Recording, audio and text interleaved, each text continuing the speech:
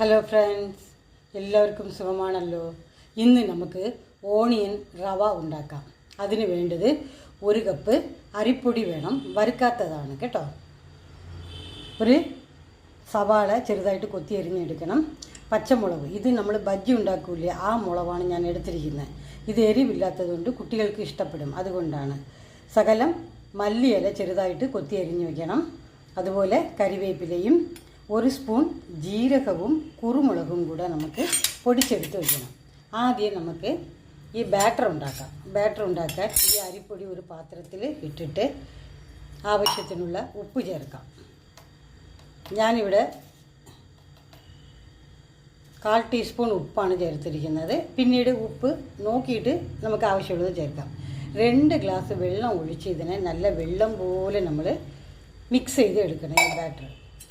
അത് കഴിഞ്ഞിട്ട് എല്ലാം ഈ ഉള്ളിയും അതുപോലെ മല്ലിയില, പച്ചമുളക് എല്ലാം ഇവിടെ വെച്ചിരിക്കണില്ലേ, നമ്മൾ കട്ട് ചെയ്ത് വെച്ചിരിക്കണല്ലോ, ഇതെല്ലാം കൂടെ നമുക്ക് ചേർക്കാം. ബാറ്റർ കണ്ടോ, ഇതുപോലെ ആയിരിക്കണം.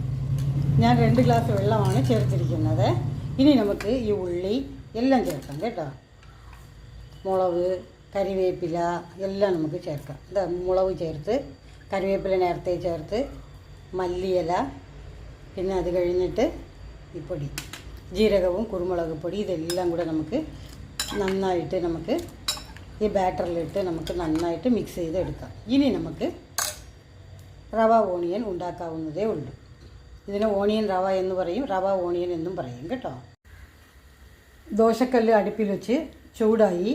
ഇനി നമുക്ക് ഈ ബാറ്റർ എടുത്ത് ഒഴിക്കാം. ദോശ മാവ് നമ്മൾ കലക്കി വെച്ചിരിക്കണമല്ലോ, അതെടുത്ത് നമുക്ക് ഒഴിക്കാം. വെള്ളം പോലെ ഇരിക്കും കേട്ടോ. നല്ലെണ്ണ വേണം നമുക്ക് ഉപയോഗിക്കാം.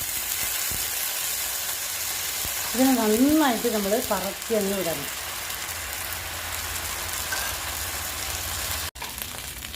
നന്നായിട്ട് മുരിഞ്ഞ് ഇനി നമുക്ക് തിരിച്ചിടാം കേട്ടോ. സ്മൂത്തായിട്ട് വന്നു, നന്നായിട്ട് വെന്തോട്ടെ.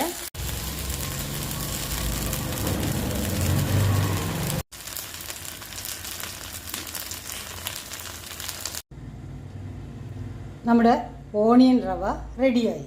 അതിൻ്റെ കൂടെ നമുക്ക് ചട്നിയും സാമ്പാറും